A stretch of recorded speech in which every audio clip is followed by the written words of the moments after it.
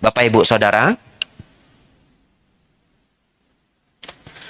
satu ketika di zaman Sang Buddha 2600 tahun yang lalu, ada seorang pertapa yang tidak suka dengan Sang Buddha. Ya, dia juga mengaku sebagai Buddha. Tetapi masyarakat umumnya lebih banyak belajar dengan Buddha Gautama. Pertapa ini bernama Niganta Nataputa. Dan dia adalah seorang pertapa telanjang. Benar-benar telanjang. Ya, sampai hari ini pun Bapak Ibu ke India masih ada pertapa telanjang. Dan kalau Bapak Ibu ketemu beberapa itu menyediakan jasa foto. Nah, boleh foto bersama ya. 100 rupiah ya. Bapak Ibu Saudara, saat itu Niganta Nataputa dekat dengan seorang pangeran, namanya adalah Pangeran Abhaya. Namanya bagus ya, Abhaya artinya tanpa bahaya. Pangeran Abhaya. Jadi pertapa Niganta ini bilang begini, Pangeran Abhaya, saya melihat pertapa Gautama sedang dekat dengan kota ini. Saya akan membuat kamu jauh lebih terkenal, lebih tersohor, lebih terpandang daripada kamu saat ini. Oh, pertapa, bagaimana caranya? Ini. Besok kamu temui Buddha Gautama, kamu tanyakan pertanyaan seperti ini. Buddha Gautama yang tercerahkan sempurna, saya ingin bertanya. Pernahkah Anda dengan sengaja mengatakan kalimat-kalimat yang menyakiti dan menghina orang lain? Itu ya. Jadi Bapak Ibu Saudara, bayangkan ya, pangeran ini besok disuruh tanya kepada Sang Buddha. Oh Sang Buddha, pernahkah Anda menghina dan mengatakan hal yang menyakiti hati pada orang lain? Lalu, pertapa Niganta bilang begini, kalau pertapa Gautama mengatakan tidak pernah, maka dia berbohong. Maka dia adalah seorang yang tidak bisa dipercaya. Karena dia pernah mengatakan hal yang menyakitkan kepada Bhikkhu Dewadatta. Ya, Sang Buddha pernah ngomong kasar sekali ke Bhikkhu Dewadatta. Dua hal yang paling kasar, yang pertama adalah, Dewadatta, kalau kamu tidak berubah, kamu pasti jatuh ke neraka. Itu kalimat yang pertama. Dan di lain kesempatan, lebih kasar lagi. Dewadatta pernah minta Sang Buddha turun dari kepemimpinan Sangga di depan semua bhikkhu. Jadi ketika Sang Buddha memimpin Sangga, Dewadatta yang duduk di sana mengacungkan tangan dan mengatakan, Sang Buddha, saya melihat umurmu sudah tua. Sudah saatnya kamu turun dari kepemimpinan Sangga. Biar saya yang menggantikan. Nah, di depan umum dia bilang begitu. Tapi dia lupa Bapak Ibu. Dia sendiri sedikit lebih tua dari Sang Buddha ya. Ini orang tua tidak tahu tua ya. Orang tua tidak tahu tua, minta Sang Buddha turun, alasannya karena Sang Buddha sudah tua. Lalu karena Sang Buddha melihat ini orang karakternya buruk sekali, penuh dengan kotoran batin, kalau tidak disadarkan dengan sedikit kata yang menyelekit begitu ya. Kalau zaman anak sekarang biar kena mental ya. Sang Buddha mengatakan begini, bagaimana kamu yang cuma seperti dahak bisa memimpin Sangga? Kasar sekali ya. Itu kasar sekali ya. Jangan dicontoh ya. Dipukul orang nanti kita Bapak Ibu ya. Bagaimana kamu yang cuma seperti dahak, phlegm dalam bahasa Inggris, dahak, bisa memimpin Sangga? Tapi Sang Buddha mau tidak mau mengatakan itu karena tahu kalau dia tidak berubah, dia akan jatuh ke alam neraka. Nah, Berarti ini Pangeran Niganta sudah dikasih senjata. Kalau Pertapa Gotama menjawab tidak pernah, berarti Pertapa Gotama berbohong. Betul ya? Baik. Bagaimana kalau dia menjawab pernah? Begitu dia menjawab pernah, kamu langsung serang. Oh, sungguh munafik Anda. Anda mengajarkan dhamma, mengatakan harus penuh meta. Betul? Musawada weramani sikha padang samadhyami. Janganlah menggunakan ucapan untuk berbuat jahat. Di dalam musawada itu ada 4 Bapak Ibu. Salah satunya tidak boleh berkata kasar. Ya, bukan hanya tidak berbohong ya, nanti ajari anak-anaknya setelah pulang dari sini. Karena banyak anak-anak menghafal musawada hanya tidak berbohong. Tidak berbohong, tidak berkata kasar, tidak mengadu domba, tidak gosip yang buruk. Begitu ya. Bapak Ibu Saudara, begitu Pertapa Gotama mengatakan tidak pernah, langsung serang. Oh, munafik sekali Anda. Anda mengajarkan ucapan tidak boleh kasar, tapi Anda berkata kasar. Begitu. Niganta Nataputa mengajarkan begitu ke Pangeran Abaya. Pangeran Abaya mengatakan baik, akan saya lakukan. Tapi sebegitu tiba besok, dia ragu. Mentalnya belum cukup Bapak Ibu. Dia tunda menjadi lusa. Dan setelah lusa, dia berpikir, saya undang Sang Buddha ke rumah saya saja. Karena rasanya, kalau saya skak Sang Buddha di rumah saya, lebih afdol. Dia ngundang Sang Buddha, makan ke rumahnya. Selesai makan, datanglah pertanyaan. Sang Buddha, yang tercerahkan, saya ingin bertanya. Apakah Anda pernah atau tidak pernah melontarkan ucapan yang menyakiti atau menghina orang lain? Bapak Ibu Saudara, apa jawab Sang Buddha? Nah, jawab tidak pernah juga salah ya. Jawab pernah juga salah ya. Kalau Bapak Ibu mau jawab apa coba? Sebentar ya, saya ada kegiatan, angkat HP ya. Pura-pura nelpon terus hilang. Tapi bagaimana Sang Buddha menjawab ini ya? Luar biasa Bapak Ibu ya. Sang Buddha menjawab.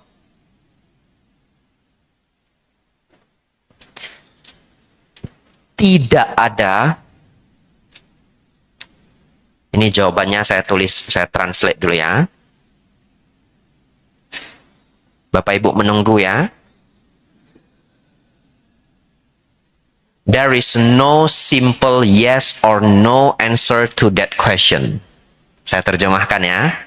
Tidak ada jawaban ya. Tidak ada jawaban sederhana seperti ya atau tidak untuk pertanyaan itu. Luar biasa ya. Begitu Sang Buddha jawab ini, Pangeran Abaya dalam hati langsung nyeletuk.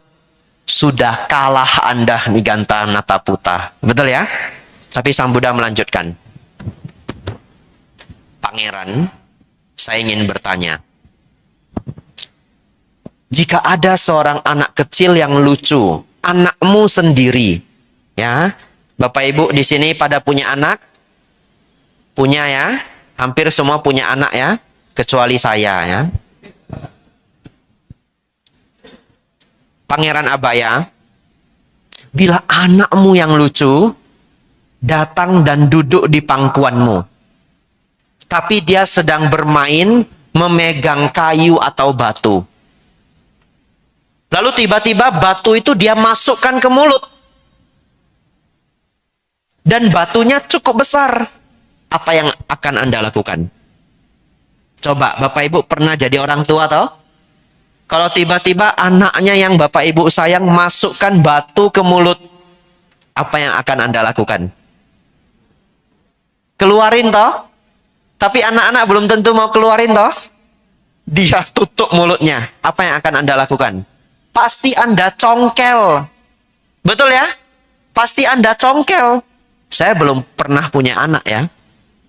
Tapi saya pernah pelihara anjing. Begitu anjing saya makan apa yang nggak benar, pasti saya congkel mulutnya, betul ya?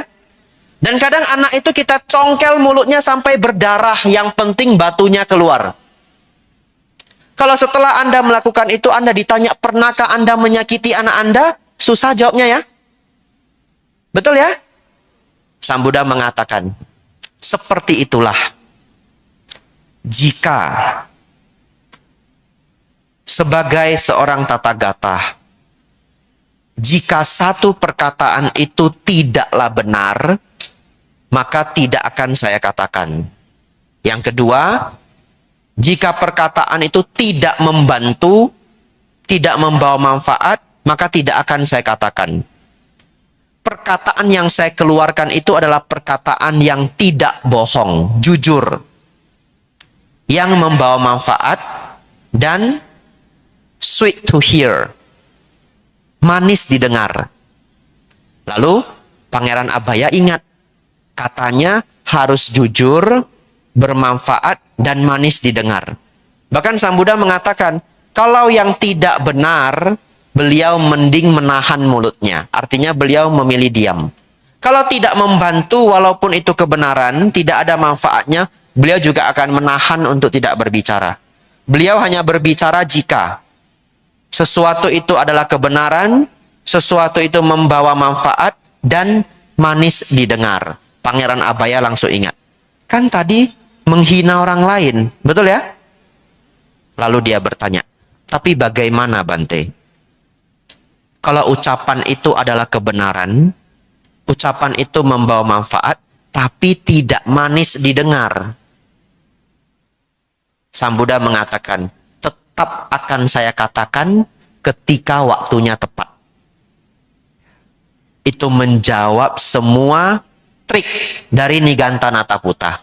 Bapak Ibu Saudara, tidak perlu nanti selesai makan siang, Bapak Ibu datang ke saya ya.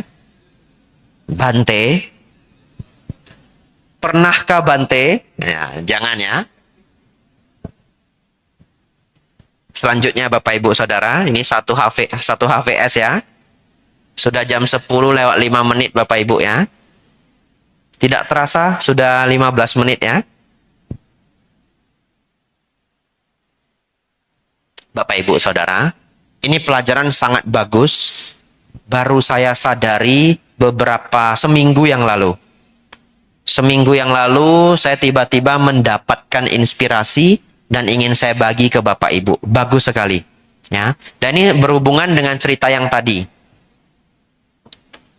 Ternyata kadang-kadang demi kebaikan kita, seseorang itu bisa mengatakan sesuatu yang kurang enak didengar, betul? Betul ya?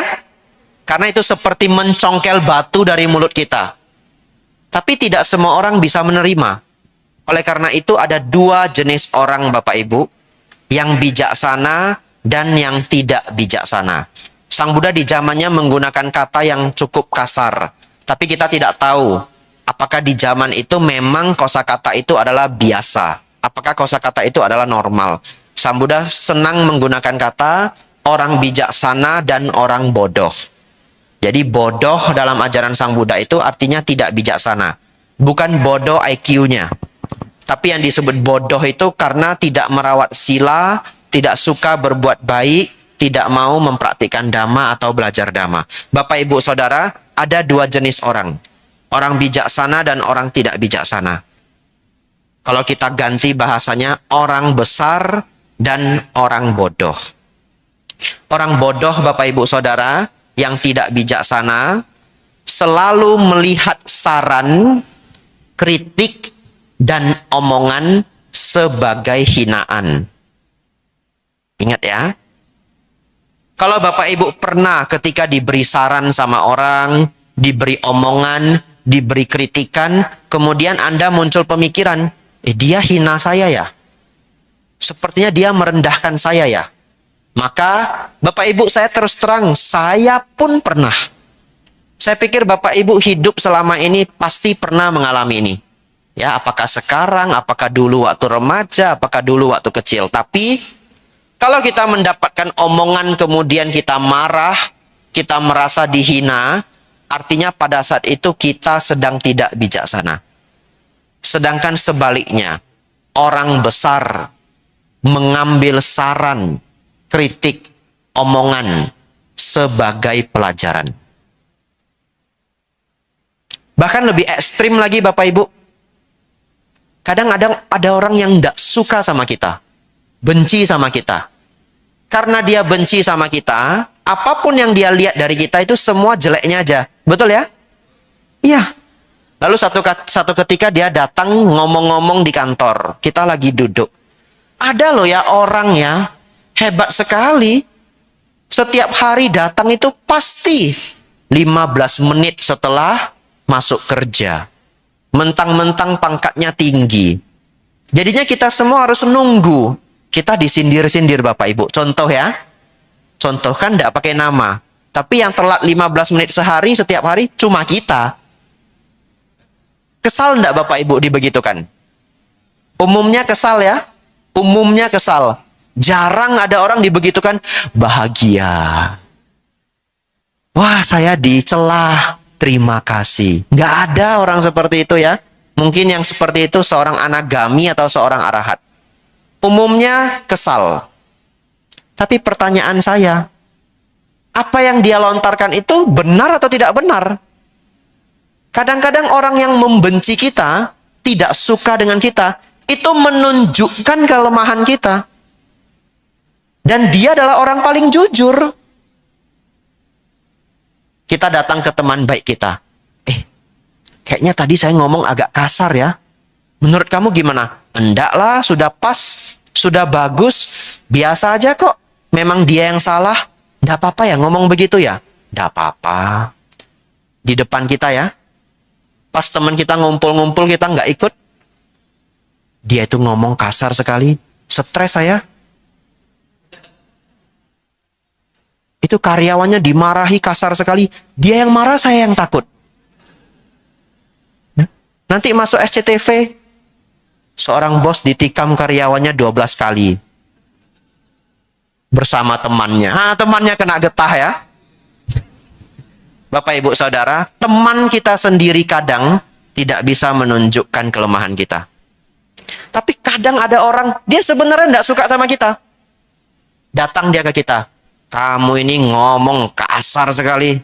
Nggak mikir kalau orang sakit hati. Panas kita ya. Tapi itu benar nggak? Misalkan ya, ini nggak ada nama, nggak ada contoh ya.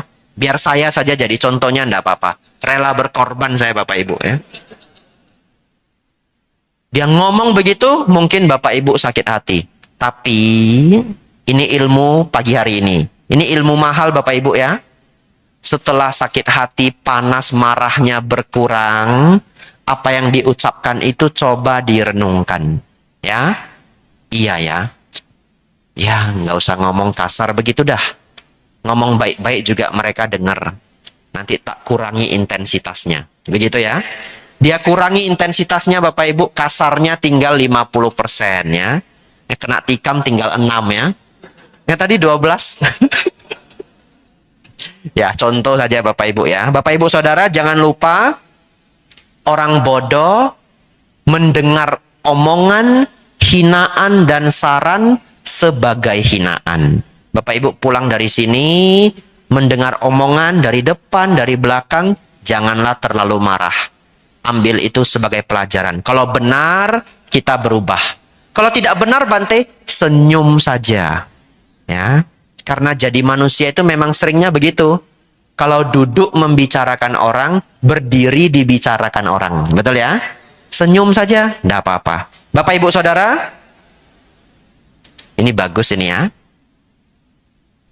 Kenapa Sang Buddha begitu marah ke Bhikkhu Dewadatta? Karena Bhikkhu Dewadatta itu punya satu penyakit.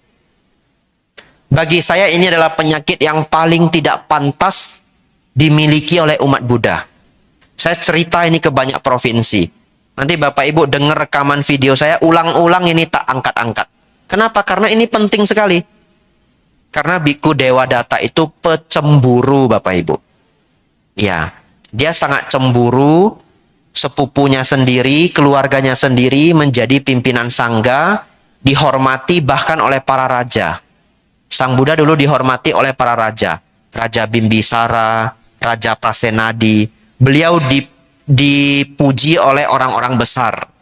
Anathapindika, Ibu Wisaka. Dan beliau bahkan punya murid yang orang-orang hebat. 1000 pertapa jatila. Zaman Sang Buddha dulu 1000 pertapa jatila itu adalah 1000 pertapa yang paling dihormati. Dan 1000 pertapa itu akhirnya semua menjadi murid Sang Buddha. Dia cemburu sekali. Saking cemburunya, dia berulang kali mau membunuh Sang Buddha. Yang pertama dengan melepaskan gajah liar. Yang kedua dengan menggulingkan batu dari jurang. Bapak Ibu Saudara, kenapa saya mengatakan cemburu itu adalah yang paling tidak pantas dimiliki oleh umat Buddha? Karena ajaran paling dasar dari Sang Buddha adalah hukum kamawipaka. Setiap sebab ada akibatnya. Kalau kita lihat seseorang hari ini pintar, dapat juara 1, beasiswa dari SMP sampai SMA. Kemudian tamat SMA dapat beasiswa kuliah ke luar negeri. Bukankah itu hasil belajarnya sendiri? Betul ya? Tidak ada orang bisa beruntung bertahun-tahun seperti itu tanpa belajar. Tidak bisa. Tidak akan mungkin. Kita hanya melihat ketika dia sukses. Masuk koran. Menerima beasiswa untuk Universitas Nanyang University Singapura. Daftar namanya. Kalau di kota Medan begitu. Setiap tahun ada daftar nama yang masuk beasiswa NY di Nanyang University. Kalau kita melihat itu, hebat ya dia ya. Beruntung ya. Sebenarnya saya juga bisa. Saya cuma tidak belajar aja. Betul ya? Kalau saya belajar, lu itu nggak ada apa-apanya. Gitu ya? Nah itu Bapak Ibu Saudara. Tapi kenyataannya dia dapat enggak? Nggak dapat. Karena dia tidak belajar. Ya memang betul kalimatnya. Kamu ini beruntung aja ya. Kalau saya sempat saya belajar, ini saya yang masuk ini. Karena dia cemburu. Bapak Ibu Saudara, orang yang ngerti hukum karma, nih kalau dia cemburu. Karena setiap kesuksesan orang adalah hasil kerja kerasnya sendiri. Anda mungkin melihat dia kerja sukses luar biasa hari ini. Yang tidak Anda lihat adalah ketika dia bekerja, tidur hanya 4 jam sehari. Betul Bapak Ibu? Tapi maksud saya cemburu ini, maksudnya adalah ketika melihat orang yang lebih sukses, yang lebih pintar, yang lebih maju ya. Saya tidak ada hubungan dengan cemburu suami ke istri, istri ke suami, pacar ke pacar ya. Bagian romantis-romantis saya tidak urus ya. Supaya nanti kalau suaminya takut istrinya cemburu, dia bilang begini, kamu ngapain cemburu? Kamu bukan umat Buddha yang baik. Begitu ya. Wah, kalimat saya dipakai ya. Tidak ya. Cemburu yang saya pakai ini hanya mengenai lebih sukses, lebih pintar, lebih maju, lebih beruntung. Masalah romantis-romantis saya tidak ikut ya. Ada 3 novel paling terkenal di dunia yang datang dari Tiongkok. 2-nya sudah saya baca, 1 belum. Yang pertama, Journey to the West, Perjalanan ke Barat, Tong Sam Chong, Kerasakti. Kita sudah lihat ya, lebih kurang semuanya ya. Yang kedua adalah Samkok, Quan Kong, Three Kingdoms. Ini adalah novel terbaik sepanjang sejarah Tiongkok. Yang ini juga sudah saya baca. Yang 3 belum saya baca. Sampai Eng Tai. Tidak ada kisah percintaan di saya ya. Ya, saya hidup sendiri Bapak Ibu ya. Ya, kalau malam ini wihara sepi semua, saya sendiri. Dari depan jalan ke belakang, belakang jalan ke depan. Bapak Ibu Saudara, pulang dari sini ingat, praktek mudita. Begitu lihat orang lain bahagia, ikut bahagia. Itu resep untuk menjadi orang bahagia. Resep untuk jadi orang bahagia itu salah satunya 2. 1, pintar bersyukur. Yang kedua, pintar bermudita. Bapak Ibu ingat yang 2 ini saja, pulang langsung bahagia ya. 1, pintar bersyukur, syukuri apa yang sudah ada. Yang kedua, pintar mudita, senang melihat kesuksesan kebahagiaan orang lain. Bapak Ibu Saudara,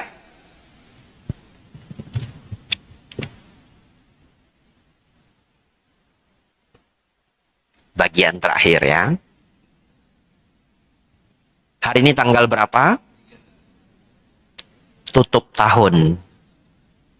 saya akan mengangkat kisah ketika Sang Buddha tutup tahun.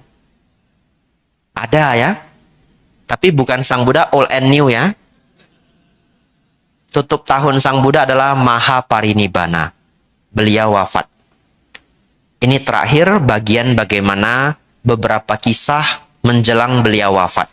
Dan ada satu biku yang sangat saya kagumi, akan kita angkat kisahnya pagi hari ini sebagai kenangan untuk kita. Bapak Ibu Saudara, mendekati wafat, Sang Buddha mengumpulkan para biku, lalu beliau berkata begini, para biku, setelah kepergianku, jadikanlah Dhamma dan Vinaya sebagai guru kalian. Dan bila ada aturan-aturan kecil yang sudah tidak sesuai, boleh Anda tinggalkan. Itu pesan Sang Buddha mendekati beliau wafat. Sangat bijaksana.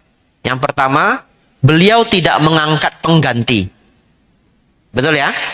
Siapa guru kita semua? Dhamma dan Vinaya sebagai guru kita. Yang kedua, beliau tahu kalau zaman bisa berubah. Maka beliau mengatakan, boleh meninggalkan beberapa peraturan kecil. Contoh apa peraturan kecil? Contoh, di zaman Sang Buddha dulu, kalau orang datang ke biku mengenakan sandal atau sepatu, tidak boleh diberikan dhamma. Ya. Kenapa? Zaman itu, datang ke orang pakai sepatu, pakai sandal itu tidak sopan. Zaman sekarang terbalik Bapak Ibu. Bapak Ibu ke kantor polisi mau mengurus SIM, harus pakai sepatu. Bapak Ibu pakai sandal disuruh pulang, betul ya? Kalau enggak itu sewa di depan. Ada orang sewa sepatu. Ya, saking kreatifnya ya.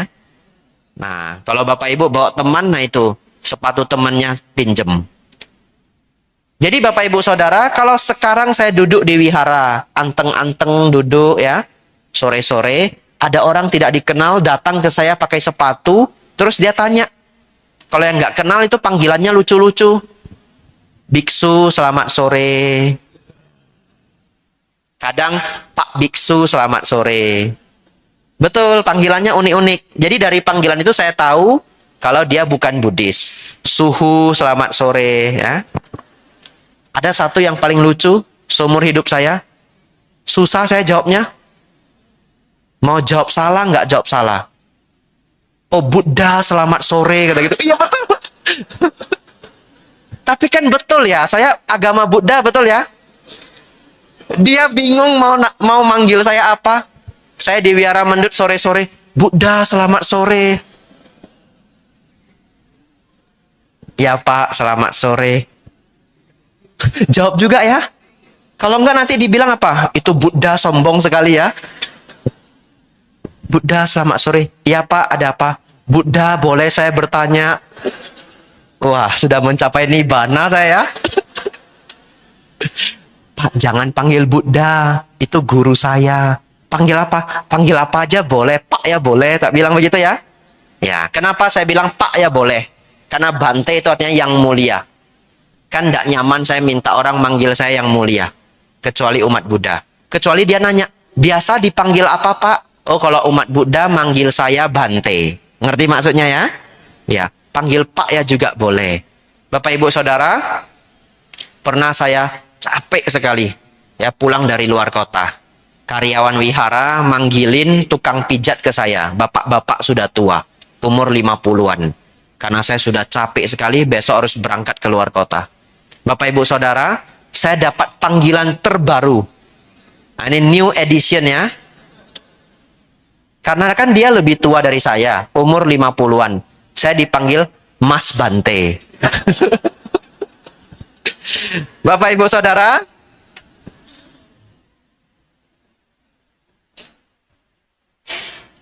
Sang Buddha sungguh luar biasa dengan penuh kebijaksanaan ya. Kalau beliau tidak mengatakan ini, orang yang tadi datang ke saya pakai sepatu, tiba-tiba dia nanya, Bante, biksu, suhu, boleh tahu ndak ajaran Buddha ngajar apa?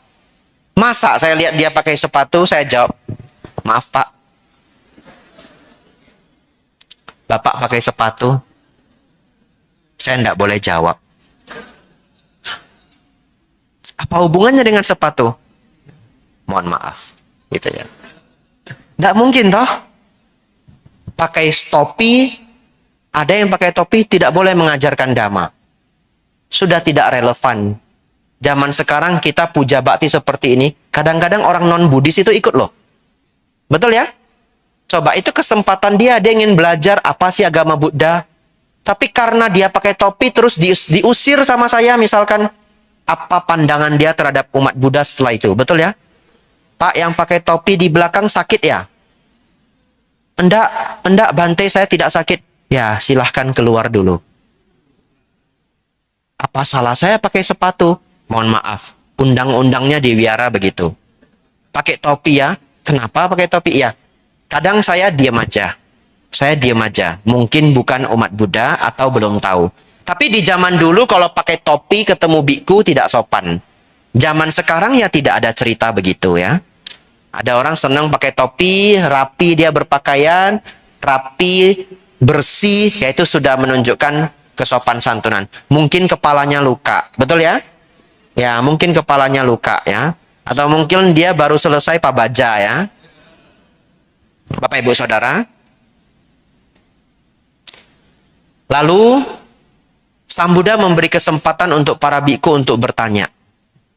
Oh para biku, apakah ada yang ingin Anda tanyakan kepada saya mengenai ajaranku, mengenai diriku, atau mengenai praktekku? Tapi para biku diam, tidak bertanya. Sang Buddha memberi kesempatan yang kedua. Para biku, ini pertanyaan terakhir untuk yang bisa Anda tanyakan ke saya. Karena sudah last moment. Apa yang ingin Anda tanyakan? Mereka pun masih tidak bertanya. Sang Buddha penuh meta, Sang Buddha mengatakan, kalau Anda sungkan bertanya, titipkan ke teman Anda. Minta teman Anda yang menanyakan. Pun tidak ada yang bertanya. Setelah 3 kali, Sang Buddha mengucapkan, semua pengalaman-pengalaman adalah benar-benar tidak terpuaskan. Janganlah menyerah.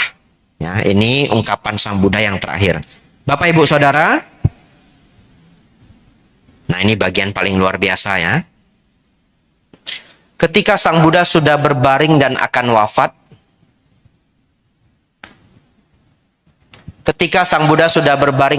wafat, beliau menanyakan satu pertanyaan. Apa pertanyaan itu? Di manakah Ananda? Sedih sekali ya. Di manakah Ananda? Bapak Ibu tahu Ananda di mana? Ananda pergi jauh dari Sang Buddha sembari menangis. Ya, karena beliau belum mencapai arahat. Seorang arahat tidak bisa bersedih. Ya, dia belum mencapai arahat, dia pergi jauh, dia menangis. Sang Buddha bertanya, di manakah Ananda? Ini saya jadi sedih saya ngomong begini ya. Lalu para biku mencari Bante Ananda, manggil Bante Ananda. Bagi Bapak Ibu yang tidak tahu siapa Bante Ananda, saya cerita sedikit. Bante Ananda adalah sepupu beliau yang sudah dekat dengan beliau sejak lama dan menjaga Sang Buddha sejak Sang Buddha berumur 60. Ya, Sang Buddha mengajar Dhamma itu mulai umur 35. Dan mulai umur 60, Sang Buddha dirawat oleh Bante Ananda selama 20 tahun. Sang Buddha wafat di umur ke-80. Bahasa Palinya parinibbana. Ya, mungkin ada yang tidak tahu kata parinibbana. Artinya wafat. Khusus untuk para arahat atau untuk Sang Buddha. Bapak Ibu Saudara, selama 20 tahun Bante Ananda sangat luar biasa. Merawat Sang Buddha dengan penuh bakti. Dan dia mendapatkan hak istimewa, selalu boleh bertanya apabila ada yang tidak dia ketahui. Itu hak istimewa yang pertama. Hak istimewa yang kedua, kalau Sang Buddha mendapatkan jubah, mohon tidak diberikan kepada Ananda. Dia minta sendiri. Kalau Sang Buddha mendapatkan jubah, mohon tidak diberikan ke saya. Karena zaman dulu itu, jubah itu adalah hal yang mahal. Kain masih sangat mahal. 2600 tahun yang lalu. Supaya apa? Supaya dia tidak dianggap ingin menjaga Sang Buddha supaya dapat perolehan. Yang ketiga juga meminta kalau ada perolehan-perolehan apa, tidak perlu diberikan ke Ananda. Beliau minta sendiri. Bapak Ibu Saudara, kalau kita melihat Sang Buddha, sering Sang Buddha ditemani oleh dua murid. Yang sebelah kanan Bapak Ibu adalah Bante Sariputta. Yang belum tahu silahkan hafal ya. Bante Sariputta adalah tangan kanan Sang Buddha, murid unggulan Sang Buddha yang paling bijaksana. Sebelah kiri adalah Bante Moggallana yang paling sakti. Beliau berdua adalah sahabat. Tapi Bapak Ibu lihat bagaimana Sang Buddha meletakkan kedua murid beliau. Tangan kanan itu adalah Bante Sariputta. Jadi Bapak Ibu Saudara, kebijaksanaan itu ada di atas kesaktian. Ya, kebijaksanaan itu selalu ada di atas kesaktian. Kenapa? Karena kesaktian itu mungkin hanya bisa nolong orang sekali. Kalau ada orang mau jatuh ke jurang, Bapak Ibu punya kesaktian, angkat dia dari jurang. Contoh ya. Tapi kalau kebijaksanaan, itu menolong orang hingga dia mencapai nibbana. Bukan satu kali, tapi sampai dia lepas dari samsara. Kalau Bapak Ibu ketemu orang sulit, Bapak Ibu kasih uang, Bapak Ibu bantu satu kali. Betul? Tapi kalau Bapak Ibu sudah kasih uang, kasih kebijaksanaan. Ajari gimana jadi orang. Kamu cari kerjaan yang bagus, bosnya baik, kamu tidak boleh tidak jujur. Selama bekerja kamu harus jujur. Kenapa? Supaya nama kamu baik. Kalau nanti kamu sudah punya tabungan, kamu mau jualan, tidak ada orang yang takut sama kamu. Kita ajari dia kebijaksanaan. Itu akan menolong dia untuk waktu yang lama. Bapak Ibu Saudara, tapi ada satu orang yang kita lupa. Semua parita yang Bapak Ibu baca umumnya diturunkan oleh Bante Ananda. Setiap Bapak Ibu baca parita ada kalimat Ewang me sutang. Artinya demikianlah yang ku dengar. Kalimat itu datang dari Bante Ananda. Menjaga Sang Buddha 20 tahun. Saya pikir mungkin baiknya ya. Jika mau ya. Tapi tidak lumrah. Di mana-mana tidak lumrah. Mungkin harus ada biku satu di sebelah kanan Sang Buddha deket-deket Bante Ananda. Betul ya? Biar jadi 3. Tapi Bante saya kok lihat wajah Bante Sariputta sama Bante Moggallana kok sama ya? Betul ya? Maklum Bapak Ibu ya. Cost production Bapak Ibu ya. Biar hemat cetaknya ini satu cetakan. Kalau Bapak Ibu ke Thailand mau beli ini Moggallana, Bante Sariputta, di Thailand tidak boleh bilang beli. Harus bilang sewa. Ya, kalau beli dia langsung jawab, nggak jual. Orang Thai merasa jual Buddha Rupang itu karma buruk. Mai khai kap, nggak jual. Kalau sewa namanya chow. Nah, jadi kalau Bapak Ibu masuk ke toko, mi khai pra Puttha Rup mai, ada jual Buddha Rupang, mai khai kap, nggak jual katanya.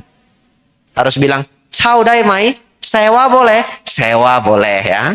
Bapak Ibu Saudara, kalau Bapak Ibu ke tempat jualan Buddha Rupang, kalau kita tanya, ada Bante Moggallana, Bante Sariputta, ada katanya. Dia bawa ke belakang gudang. Semua biku berbaris, wajahnya sama semua Bapak Ibu ya. Bukan berpasang-pasangan ya. Oh ini Bante Moggallana, Bante Sariputta, rame sekali ya. Terus yang mana Bante? Yang Bante Sariputta? Bolak-balik sama saja ya. Bapak Ibu Saudara, satu biku yang sering terlupakan pada hari ini 31 Desember kita tutup tahun. Mari kita mengenang beliau dan juga kualitasnya. Mengenang beliau adalah budi bagi kita, menjadi murid-murid yang punya bakti, punya budi, dan mempraktikkan karakter beliau. Nanti Bapak Ibu ikuti. Ini ungkapan Sang Buddha langsung. Saya catat, tidak saya ubah. Hanya sudah diterjemahkan. Bapak Ibu dengan kusyuk, fokus mendengarkan.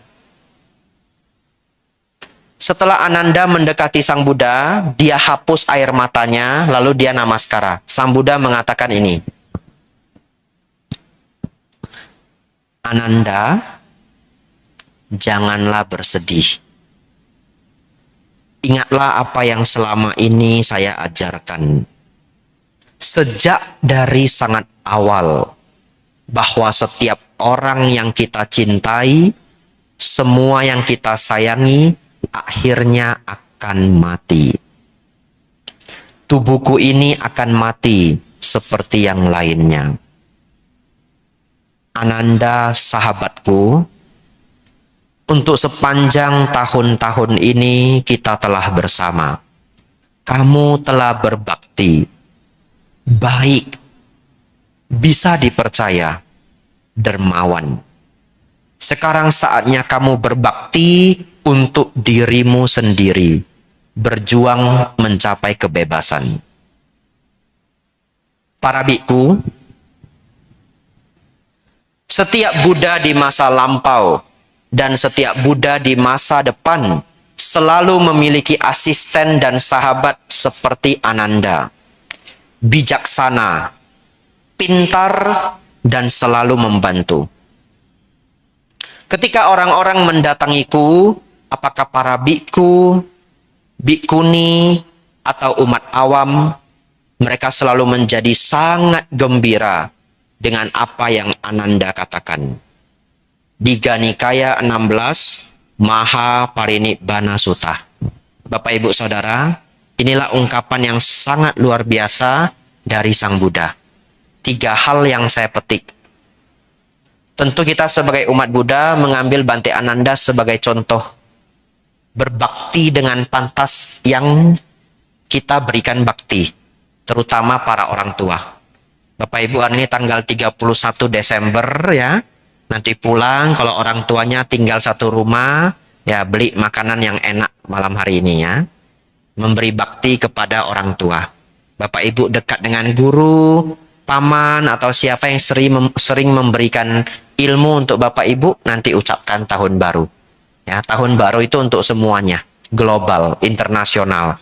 Bapak Ibu Saudara, saya sangat senang dengan 3 hal yang dimiliki Bante Ananda. Tadi Sang Buddha memuji, bijaksana, pintar, dan selalu membantu. Ini sangat luar biasa ya. Jadi Bapak Ibu, kita tiru beliau. Be wise, be kind, and be smart. Ya, be wise, be smart, and be kind. Jadi orang bijaksana, pintar, dan baik hati. Bante Ananda sangat luar biasa. Walaupun beliau dekat dengan Sang Buddha, beliau adalah biku yang paling ramah. Setiap umat datang meminta nasihat, beliau selalu sangat ramah. Tetapi tidak semua biku ramah, Bapak Ibu ya. Jangan heran, ada biku yang sama sekali tidak ramah. Di zaman beliau adalah Bante Mahakassapa. Kalau Bapak Ibu hari ini ketemu, ngobrol setengah jam, 15 menit. Susah sih ngobrol sama beliau setengah jam ya. Mungkin 3 menit ya. Bapak Ibu sudah ngobrol 3 menit. Besok ketemu lagi, beliau seakan-akan tidak kenal Bapak Ibu. Ya. Supaya apa?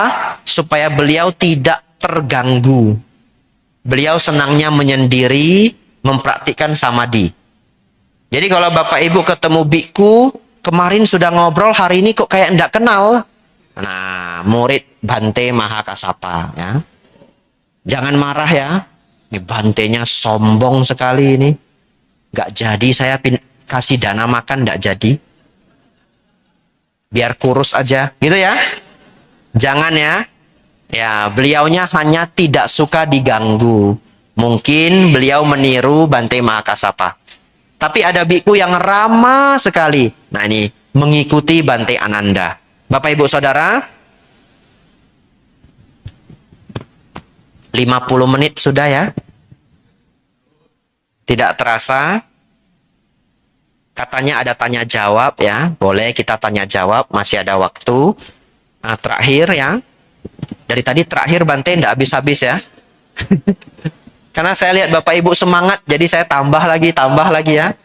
Itu karakter saya. Jadi saya datang ke wihara itu sebenarnya tidak nentu. Kalau umatnya sudah tidak mau dengar, 30 menit saya tutup. Betul ya? Sudah ngobrol, sudah main HP, saya panggil. Bapak Ibu, ayo fokus. Nggak difokusin 30 menit, sabi, sata, gawat tuh. Iya, saya tutup. Saya pernah satu wihara, 20 menit saya tutup. Betul ya? Nggak apa-apa, mereka dapat 20 menit itu cukup ya. Ya, sabe sata. Tapi kalau Bapak Ibu semangat seperti ini 50 menit sudah terus Bante, terus ya. Ya, sampai jam 1 Bapak Ibu ya. Nggak makan saya ya. Belum sarapan saya Bapak Ibu. Ya, tadi saya tidak sarapan, makan siang saja. Terus Bante, terus ya. Sampai jam 1. Makannya besok ya. Bapak Ibu Saudara, ingat jangan cemburu ya. Setiap orang sukses karena perjuangannya. Tidak berjuang di kehidupan ini, itu perjuangannya di masa yang lampau. Tidak ada yang gratis di muka bumi ini. Semuanya kita buat sendiri. Jangan ego. Belajar menurunkan ego kita. Kalau orang egonya tidak tinggi, ciri-cirinya dia senang bertanya. Ciri-cirinya dia pintar mendengarkan orang lain. Ketika mendengarkan orang lain, dia mendengarkan sepenuh hati. Karena egonya tidak tinggi. Jadi kalau Bapak Ibu pas temennya ngomong, Bapak Ibu ingin ngomong, kalimatnya sudah di sini, betul ya? Itu mungkin adalah ego. Turunkan dulu egonya, orang lagi berbicara, dengarkan sepenuh hati. Kalau umat sedang berbicara, datang ke saya, konsultasi atau minta nasihat, begitu dia bilang, Bante, saya ada masalah. Saya langsung begini, ada apa Bu? Dan saya diam. Kadang dia ngomong sampai 1 jam, saya diam. Ya. Ya, kalau 5 jam ya saya nggak bisa diam ya. Cukup Bu ya. Cukup ya. Ya. Belum makan siang Bu ya. Kita dengarkan sepenuh hati.